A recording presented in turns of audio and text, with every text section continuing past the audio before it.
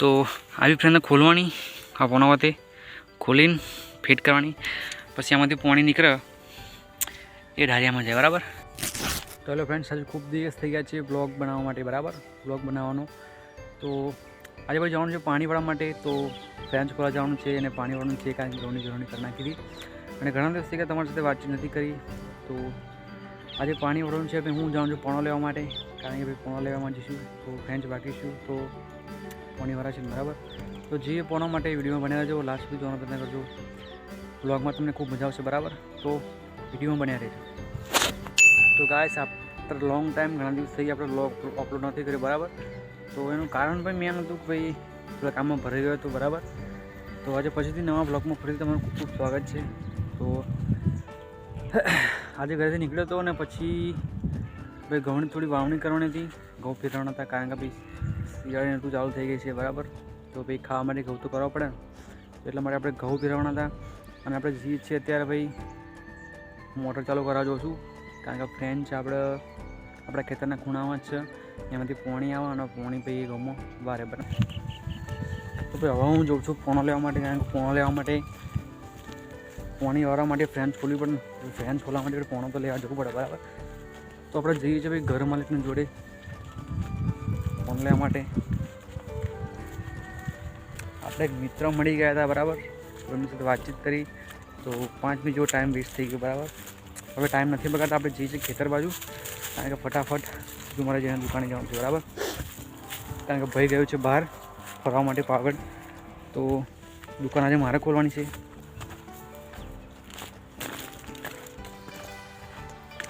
જોઈ શકો છો તમે મારી પાછળનો નજારો એકદમ બિલકુલ ક્લિયર ચકાસ દેખાતો છે બરાબર.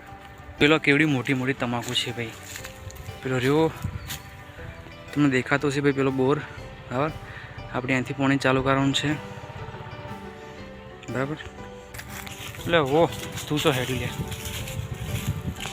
તો આવી ગયા બોર ફાઇનલી, આપણે અહીંયા પાણી વાળવાનું છે બરાબર. તો વધીશું આગળ, એ પણ જો આપણે પણ વેદ છે, આપણે હવે ઘર તરફ પડીશું બરાબર. તો વિડીયોમાં બન્યા રહેજો.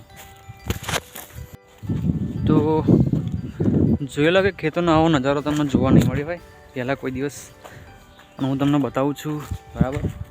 મને પણ જોઈ લો બરાબર. બોરે ઊભી રહ્યો ના આઠીથી પાછી એકલી એકલી એમ શરમાય, મને બીક લાગે મારી. જોઈ શકો છો મારી હાથમાં પોણો. તો આપણે જઈશું ખેતર, ફ્રેન્ચ ખોલીશું, પોણો વાગીશું, બોલ્ટ ફિટ કરીશું. ત્યાં સુધી રસ્તો ખરાબ છે ને મિત્રો, આજ પડી જવું તો મને વાગે, એટલા માટે આપણે જે તમને આગળ બતાવું ફ્રેન્ચ કઈ રીતે ખોલાય બરાબર. જઈએ ત્યાં આગળ. ડખો થઈ ગયો કારણ કે ઘેર જવાનું થયું, ભાઈ છે ને ઘેર મારે ભાઈ સેન્ટિંગ લેવા જવાનું થયું બરાબર. મતલબ સેન્ટિંગમાં આવ્યા તો મારે સેન્ટિંગ ભરાવાનું થયું છે બરાબર. તો તમને એકવાર ફ્રેન્ચ બતાવી દઉં અને ભાઈ વિડીયોનું એન્ડ કરી દઈએ બરાબર. તો જે બરાબર ફ્રેન્ડ જોડે બરાબર કારણ કે ખૂબ મોડું થઈ ગયું છે, તો આપણે આગળ વધીએ. તો ફાઇનલી તો ફ્રેન્ડ જોડે પહોંચી ગયા છે. હવે તમને ફ્રેન્ચ બતાવી દઉં કે ભાઈ આ ફ્રેન્ચ હોય આવી બરાબર. તો આવી ફ્રેન્ડને ખોલવાની, આ પોનાવાતે ખોલીને ફિટ કરવાની, પછી આમાંથી પાણી નીકળે એ ઢારિયામાં જાય બરાબર. તો એકચ્યુઅલમાં ખૂબ મોડું થઈ ગયું છે ભાઈ, હવે અમારે ઘેર જવાનું છે બરાબર.